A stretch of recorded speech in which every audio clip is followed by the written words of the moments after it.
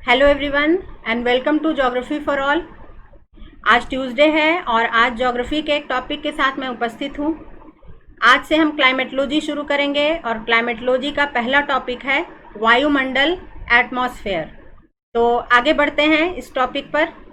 Mains और preliminary दोनों ही के लिए बहुत इम्पॉर्टेंट टॉपिक है, मोस्ट इम्पॉर्टेंट टॉपिक, और इससे प्रश्न अक्सर पूछे जाते हैं, तो इस पर ध्यान देना आवश्यक है। तो सबसे पहले देखते हैं वायुमंडल क्या है।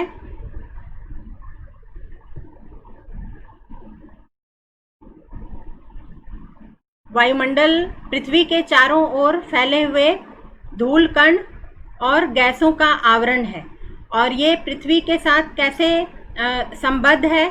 गुरुत्वाकर्षण बल के कारण संबंध है।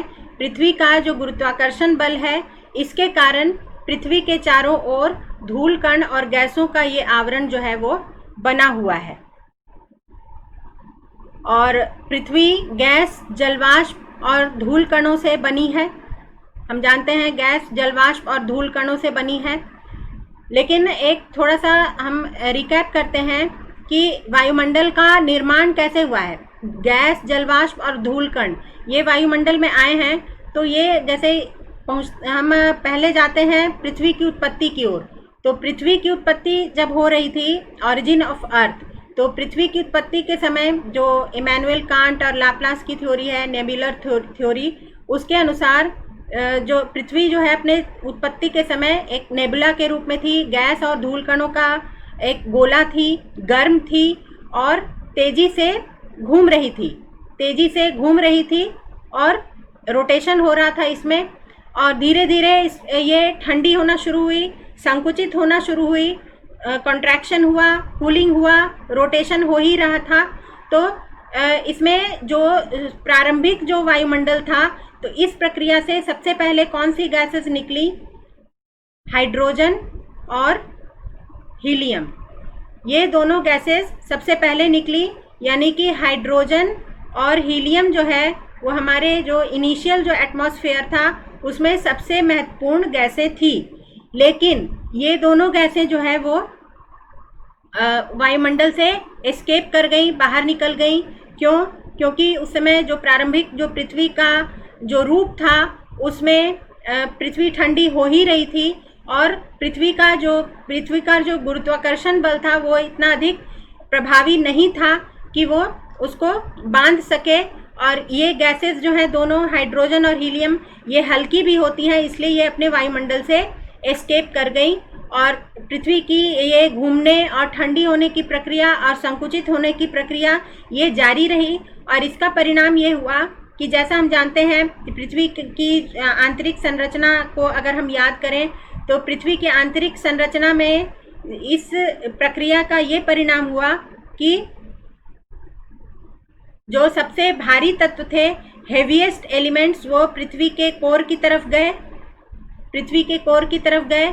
उससे जो हल्के एलिमेंट्स थे वो उसके ऊपर आए, और सबसे हल्के जो एलिमेंट्स थे वो सबसे बाहरी परत पृथ्वी की सतह पर आ गए। तो इस तरह से पृथ्वी की आंतरिक संरचना का स्ट्रैटिफिकेशन हुआ, उसका स्तरीकरण हुआ तत्वों के घनत्व के आधार पर, डेंसिटी स्ट्रैटिफिकेशन हुआ। और इससे क्या हुआ? इसी प्रक्रिया से कुछ गैसेस भी निकली और वो वायुमंडल में शामिल हो गई। और इस पृथ्वी का जो ये प्रारंभिक रूप था, जब पृथ्वी गर्म थी, तो इस दौरान काफ़ी ज्वालामुखी प्रक्रियाएं भी होती थी पृथ्वी की सतह पर। और इन ज्वालामुखी प्रक्रियाओं के कारण कुछ गैसेस जो हैं वो मुख्य रूप से निकलने लगी। नाइट्रोजन, सल्फर, वाटर वेपर और आर्गन और कार्बन डाइऑक्साइड, ये जो गैसेस हैं ये मुख्य रूप से वोल्केनिक एक्टिविटी जो प्रारंभिक समय में जो हुआ उससे इन गैसों का उत्सर्जन हुआ और ये पृथ्वी के वायुमंडल में शामिल हुई। और फिर इनमें भी ये जो वाटर वेपर है, ये इसमें कंडेंसेशन हुआ, आगे चल के संघनन की प्रक्रिया हुई, और संघनन की प्रक्रिया से बादल बने और लंबे समय तक वर्षा हुई। और इस वर्षा से क्या हुआ कि पृथ्वी जो है वो ठंडी हो रही है और घूम रही है और संकुचित भी हो रही है। तो पृथ्वी संकुचित होने और ठंडे होने की प्रक्रिया के दौरान कुछ हिस्से जो हैं उभरे रह गए, कुछ हिस्से जो हैं सिकुड़ गए। तो उभरे हुए जो हिस्से हैं वो महाद्वीप बने, जो गहरे भाग थे वो महासागर बने, और इन गहरे भागों में इस वर्षा का जो जल है वो संग्रहित हो गया, वो यहाँ पर इकट्ठा हो गया, और ये जो है महासागर बने, और जितने भी वाटर बॉडीज़ हैं वो उस वर्षा जल से ही बनी। और इस तरह से जो है वायुमंडल का भी निर्माण हुआ, उसका डेवलपमेंट हुआ, इवोल्यूशन हुआ, पृथ्वी का भी इवोल्यूशन हुआ, और फिर बाद में जैसे जैसे पृथ्वी के गुरुत्वाकर्षण बल में और वृद्धि हुई तो वायुमंडल जो है और स्थिर हुआ पृथ्वी के चारों ओर।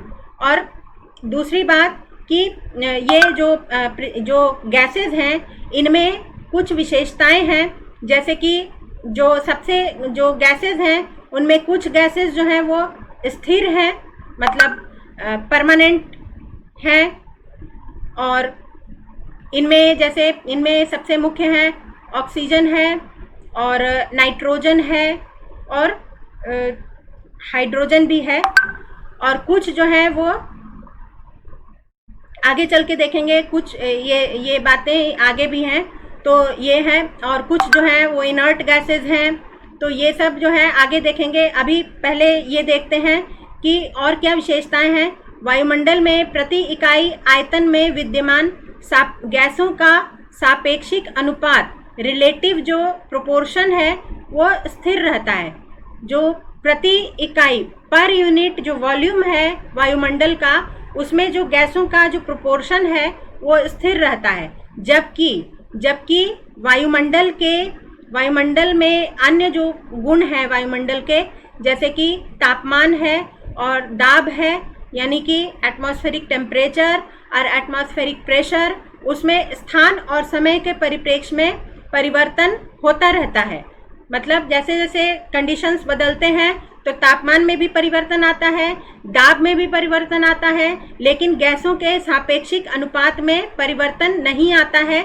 लेकिन ये बात जो है वो सिर्फ जो स्थिर गैसें हैं उनके संदर्भ में कही जा सकती है।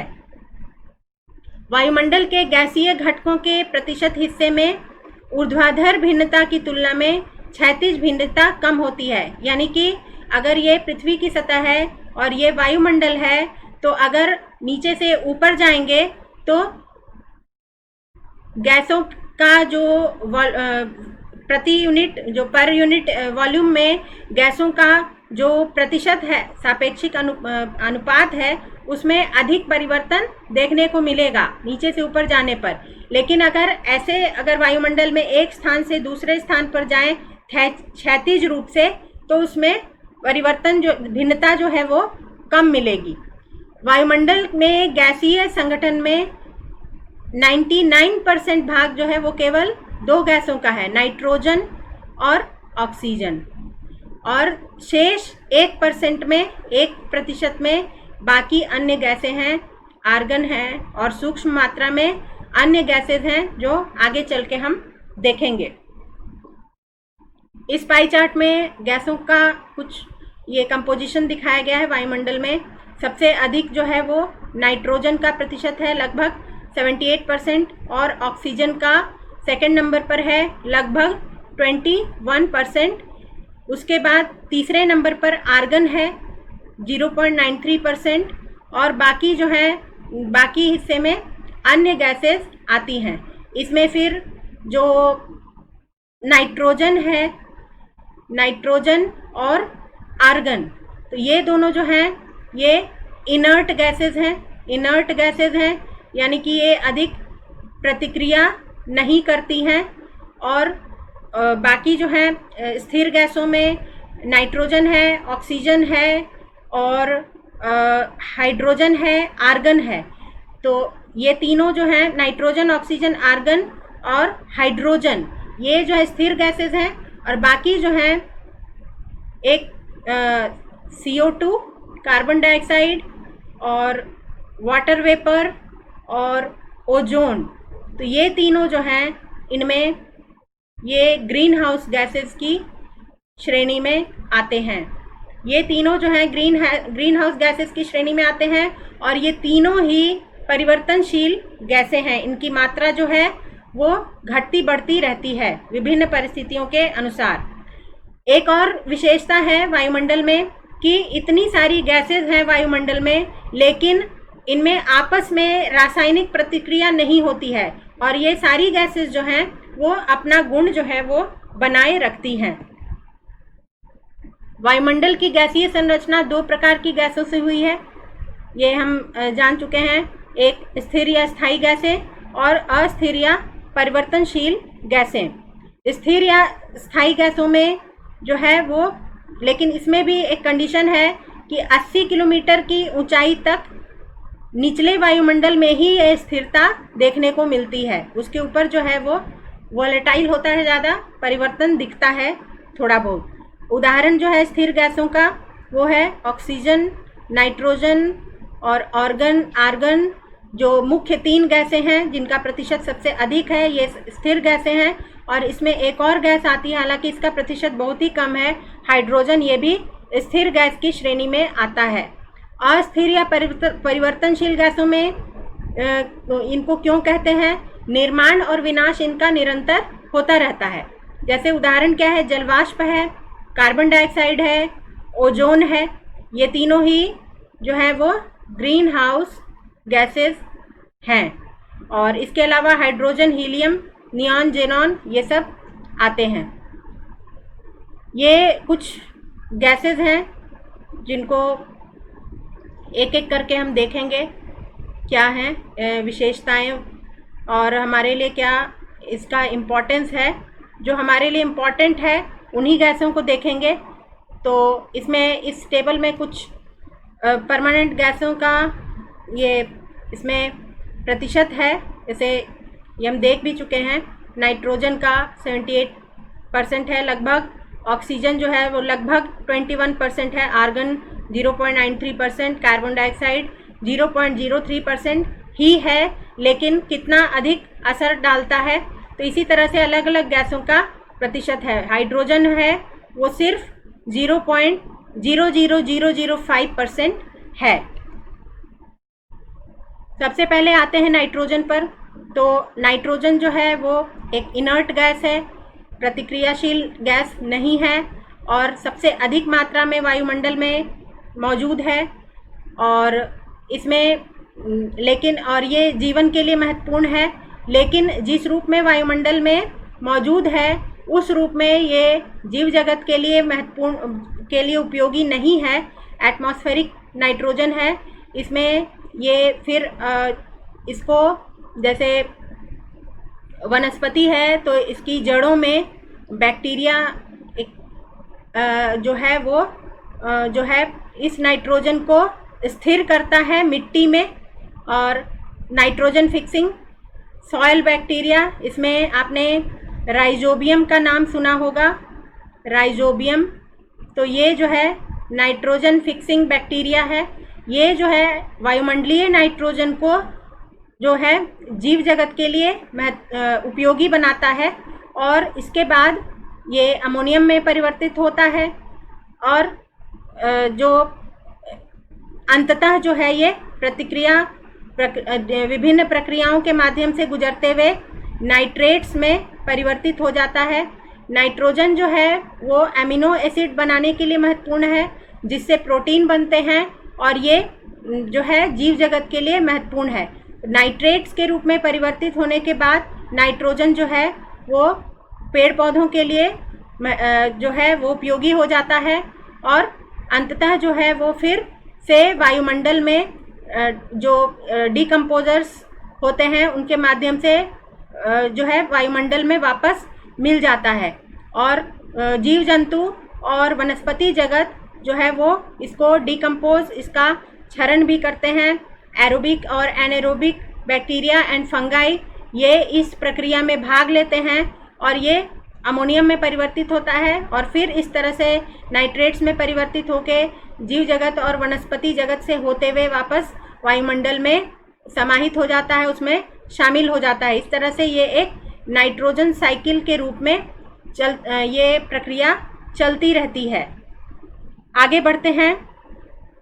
दूसरी महत्वपूर्ण गैस है ऑक्सीजन। तो ऑक्सीजन जो है वो जो है इसकी उत्पत्ति जो है वो जब पृथ्वी की उत्पत्ति के समय इसकी उत्पत्ति जो हरे पेड़ पौधे, वनस्पति जगत और समुद्र में जो फाइटोप्लैंक्टन जो जीव होते हैं, समुद्री जीव, उनके माध्यम से ऑक्सीजन की उत्पत्ति हुई। और फिर अभी जो है ऑक्सीजन की मात्रा जो है वो स्थिर है। इसमें एक वो दिखाया गया है, ऑक्सीजन जो है जीव जगत के लिए बहुत अधिक इम्पॉर्टेंट है, महत्वपूर्ण है। इसके बिना जीव जगत जो है वो उसका रहना संभव नहीं है। तो ऑक्सीजन जो है वो फोटोलिसिस जो है ये एक, इसमें कुछ प्रक्रियाएं दिखाई गई हैं। तो ये मॉलिक्यूल्स को छोटे पार्ट्स में तोड़ता है। तो फिर उसके बाद वेदरिंग वगैरह जो होता है इसमें ऑक्सीजन जो है वो भाग लेता है। अपक्षय की प्रक्रिया, तो अपक्षय की प्रक्रिया हमने देखा था अपक्षय में कि ऑक्सीकरण की प्रक्रिया होती है।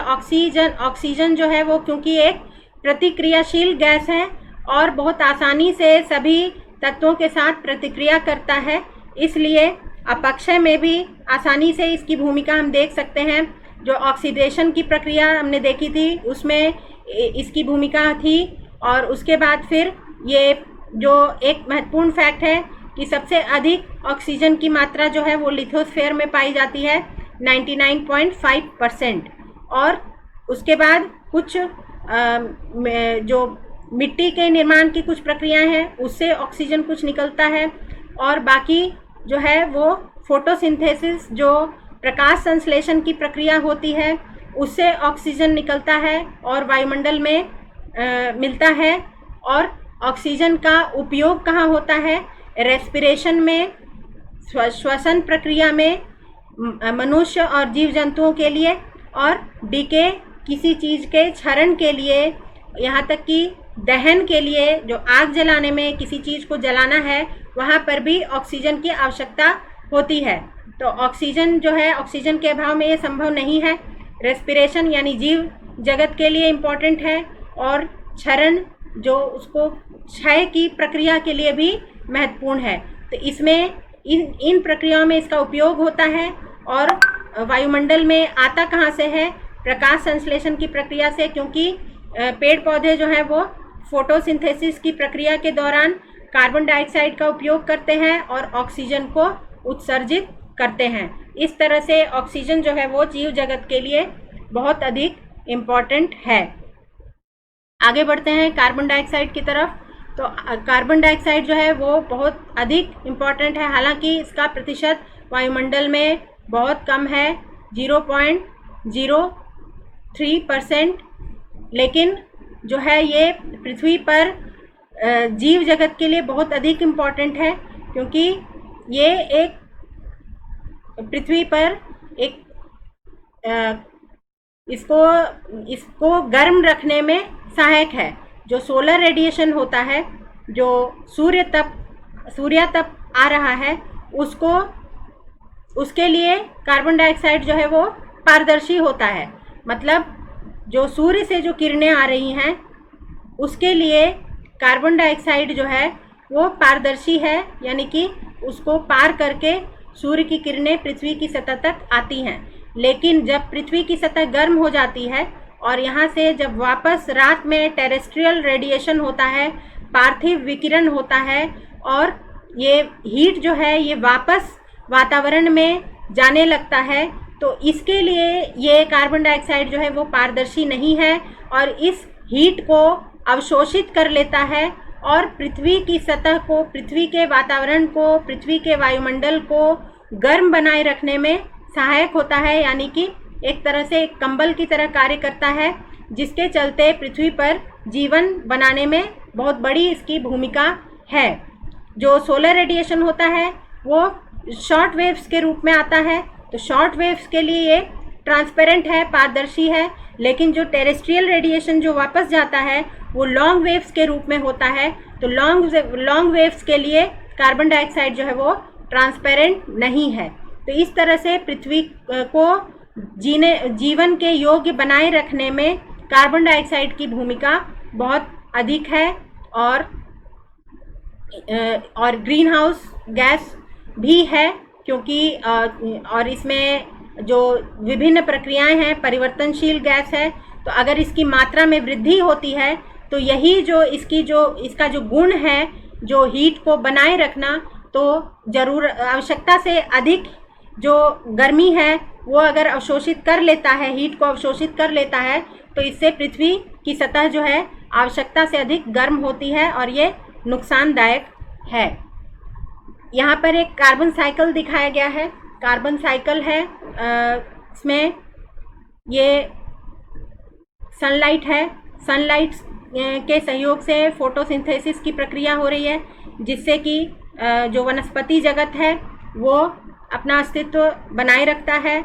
और फिर जब इसका क्षय होता है, डिके होता है, तो विभिन्न माइक्रो ऑर्गेनिजम्स की सहायता से इसका क्षय होता है और ये ऑर्गेनिक कार्बन के रूप में परिवर्तित हो जाता है। ऑर्गेनिक कार्बन में परिवर्तित हो जाता है तो फिर क्या होता है कि ये dead organisms and waste products, तो जो मृत जो जीव जंतु और वनस्पति जगत के अवशेष हैं वो अगर टेक्टोनिक प्रक्रियाओं के माध्यम से पृथ्वी की सतह के नीचे अगर दब जाते हैं किसी कारण से, तो वो क्या बन जाते हैं? Fossil fuels and fossils. तो जैसे कार्बन का ही रूप होते हैं, जैसे कोयला है, जो प्राकृतिक तेल है, प्राकृतिक गैस है, वो इसी प्रक्रिया से बनते हैं। और ये इसके बाद ये ऑर्गेनिक कार्बन जो है ये पेड़ पौधों के लिए फिर उपयोगी भी है। ये इसको एब्जॉर्ब करते हैं, अवशोषित करते हैं, रूट रेस्पिरेशन होता है उससे। और फिर ये कुछ फैक्ट्रीज वगैरह हैं, उससे भी जो है ये कार्बन डाइऑक्साइड का उत्सर्जन होता है। एनिमल रेस्पिरेशन, एनिमल जो जीव जंतु हैं और जो मनुष्य हैं, उनकी श्वसन क्रिया से भी कार्बन डाइऑक्साइड का उत्सर्जन होता है। कुछ कार्बन डाइऑक्साइड जो है, क्योंकि प्रतिक्रियात्मक गैस है, तो वो जल में भी घुलती है। जैसे हमने अपक्षय में देखा था, कार्बोनेशन की प्रक्रिया होती है, तो यहाँ पर भी कुछ कार्बन डाइऑक्साइड का उपयोग होता है। तो इस तरह से ये एक कार्बन साइकिल के रूप में ये प्रक्रिया चलती रहती है, इसका उपयोग होता है और फिर ये वापस जो है वायुमंडल में मिल जाता है। आगे अगली गैस है ओजोन। तो ओजोन जो है इसकी मात्रा बहुत कम है, लेकिन ये हमारे लिए बहुत इम्पॉर्टेंट है। हालांकि वायुमंडल में हर जगह पाई जाती है ओजोन गैस। ओजोन जो है उसमें ऑक्सीजन के 3 एटम्स होते हैं और हर जगह पाई जाती है, लेकिन विशेष रूप से इसकी उपस्थिति जो है 12 से 35 किलोमीटर के बीच होती है। समताप मंडल स्ट्रेटोस्फेयर के निचले हिस्से में सबसे अधिक इसका कंसंट्रेशन होता है। और ये जो है जो सोलर रेडिएशन में जो पराबैंगनी अल्ट्रावायलेट रेडिएशन है उससे पृथ्वी को बचाने का कार्य करती है, उसको पृथ्वी की सतह तक नहीं आने देती है और इस तरह से एक रक्षा कवच के रूप में काम करती है। इसलिए ओजोन लेयर का रहना जो है वो भी जीवन के लिए महत्वपूर्ण है। अगली गैस है जलवाष्प, वाटर वेपर। तो जलवाष्प जो है वो भी पृथ्वी पर जीवन के लिए बहुत महत्वपूर्ण है, क्योंकि इसका प्रतिशत जो है वो हालांकि बहुत कम है और ये परिवर्तनशील गैस भी है, ये ग्रीन हाउस गैस भी है। और इसको प्राइमरी ग्रीन हाउस गैस कहते हैं, क्योंकि जैसे इसमें एक ये दिखाया गया है कि कैसे इसमें सर्कुलेशन होता है, कि जैसे ये वर्षण हुआ, प्रेसिपिटेशन की प्रक्रिया हुई, ऊंचाई पर हिम है, ये पिघला, जल के रूप में प्रवाहित हुआ, नदियों के रूप में, झीलों के रूप में।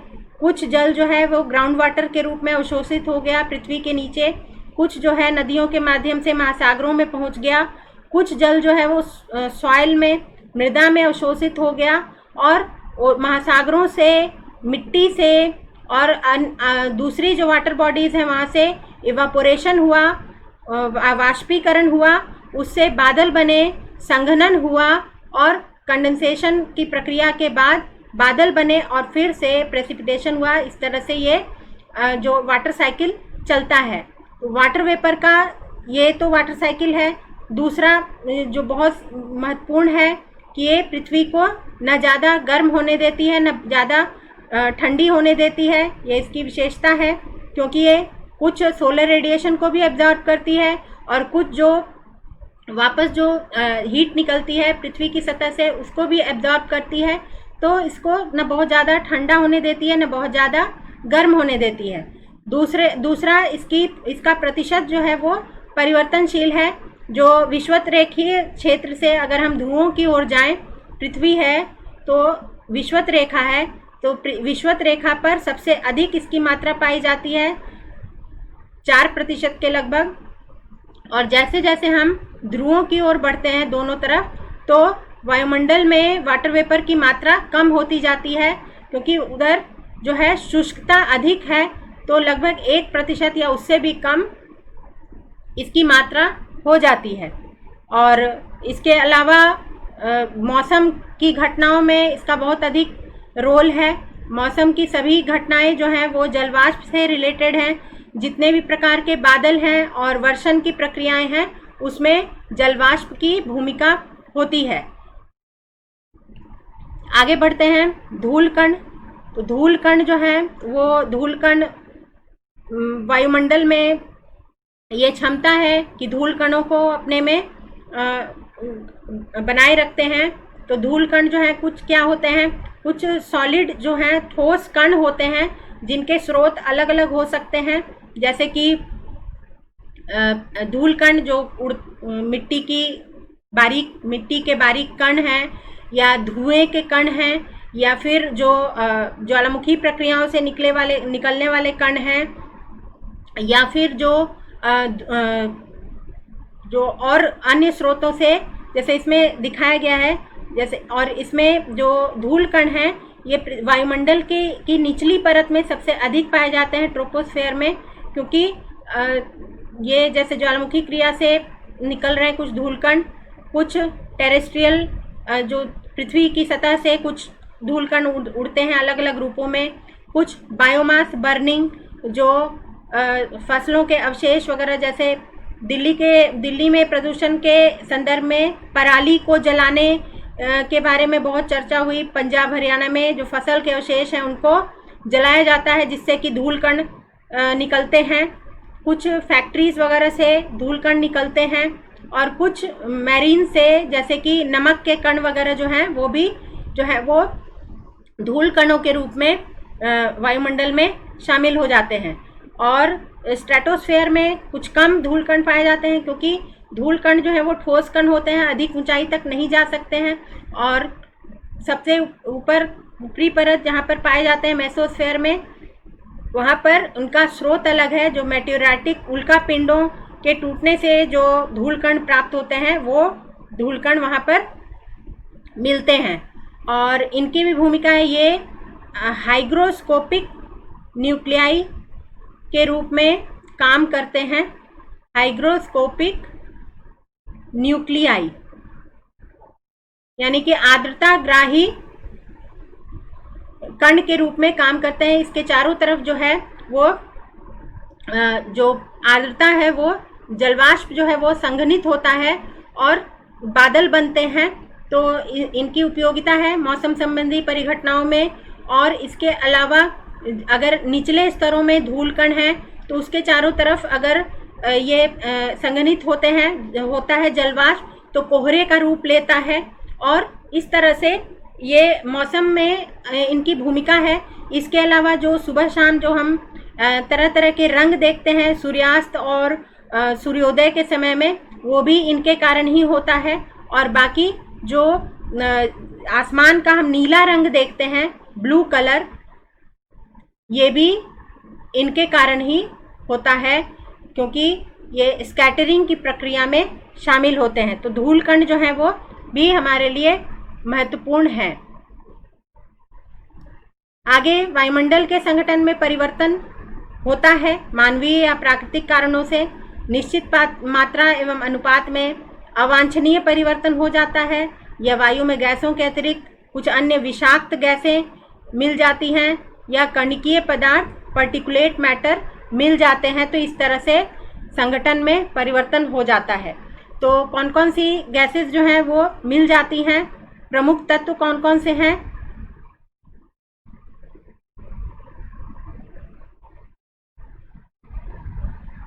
प्रमुख तत्व जैसे ये कार्बन डाइऑक्साइड है, नाइट्रस ऑक्साइड है, वाष्पशील कार्बनिक यौगिक ठोस पदार्थ, सल्फर डाइऑक्साइड, विषाक्त धातु जैसे सीसा और पारा इत्यादि के कण भी जो है वो अवांछित परिवर्तन लाते हैं। अगला एक टॉपिक है स्मॉग। स्मॉग क्या है? स्मोक प्लस फॉग, धुएं, सल्फर डाइऑक्साइड तथा कोहरे का मिश्रण। और ये जो है बहुत घातक मिश्रण है और प्रदूषण के लिए प्रदूषण का प्रमुख तत्व है। इसके कारण जो है घुटन भरा प्रदूषण हो सकता है। ये चित्र में हम देख सकते हैं, एक शहर है जिसमें अगर स्मॉग ना हो तो ऐसा दिखेगा और अगर स्मॉग है तो ऐसा दिखेगा। दिल्ली इसके लिए बहुत ज़्यादा बदनाम है और दिल्ली में अक्सर विशेष रूप से सर्दियों में स्मॉग की समस्या होती है और कुछ इस तरह का दिखता है। और इसमें दो प्रकार होते हैं, फोटोकेमिकल स्मॉग या ऑक्सीडाइजिंग स्मॉग। तो इसमें दिल्ली में सबसे ज़्यादा फोटोकेमिकल प्रकार की स्मॉग होती है और इसका कारण कुछ मानवीय कारण भी है और कुछ प्राकृतिक कारक भी हैं। मानवीय कारक जो हैं वो जैसे प्राथमिक कण जो निकलते हैं निर्माण स्थल से या कच्ची सड़कों से, खेतों से, चिमनी या आग से, तो ये सब जो है प्राकृतिक कण है, इनको तो रोका नहीं जा सकता है। ये बनते कैसे हैं? सूक्ष्म ठोस कण हैं अथवा तरल बूंदों के वायु में मिश्रण को पार्टिकुलेट मैटर कहा जाता है। तो ये और स्मॉग ये मिल करके जो है प्रदूषण का कारण बनते हैं। और स्मॉग के बारे में जैसा कि मैं कह रही थी, स्मॉग जो है वो घातक होता है प्रदूषण के लिए और इसके साथ अगर पार्टिकुलेट मैटर मिल जाता है तो ये और अधिक घातक हो जाता है। तो इसमें और द्वितीय कण कहाँ से हैं? विद्युत संयंत्र से, उद्योगों से, ऑटोमोबाइल से और उत्सर्जित सल्फर डाइऑक्साइड और नाइट्रोजन ऑक्साइड से। तो और स्मॉग क्या है? धुएं, सल्फर डाइऑक्साइड और कोहरे का घातक मिश्रण है और इसमें इसमें वृद्धि और अधिक हो जाती है जाड़े के मौसम में, क्योंकि उस समय वायु की गति जो है कम हो जाती है, आर्द्रता की मात्रा बढ़ जाती है और वायु की गति कम हो जाती है, आर्द्रता की मात्रा बढ़ जाती है। तो ये जो है इसको और अधिक जो है उसको बढ़ाने में सहायक होता है, क्योंकि ये डिफ्यूज़ नहीं हो पाता है और एक ही जगह जो है वो कंसंट्रेट हो जाता है। तो इस तरह से ये वायुमंडल के कुछ टॉपिक्स थे जिन पर आज हमने बात की। तो आशा है आपको आज का वीडियो अच्छा लगा होगा। अगर अच्छा लगा तो इस चैनल को सब्सक्राइब करिए, लाइक करिए, शेयर करिए, कमेंट करिए, अपने सुझाव दीजिए और तब तक के लिए गुड बाय। अगले शुक्रवार को फिर मिलेंगे करंट अफेयर्स के एक टॉपिक के साथ।